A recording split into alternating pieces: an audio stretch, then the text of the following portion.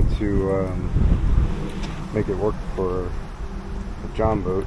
Got a good deal on it, but it does have some rust back here. These rails are rusted, but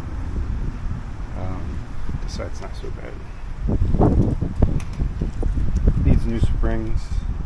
The guy before me put new wheels and hubs, bearings, new winch.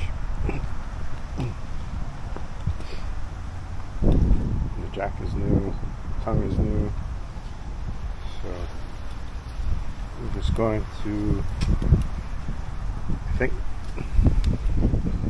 cut this section off and then move this light bar back and weld it on back here because it's too long for my boat as it is anyway, so I think this will work out.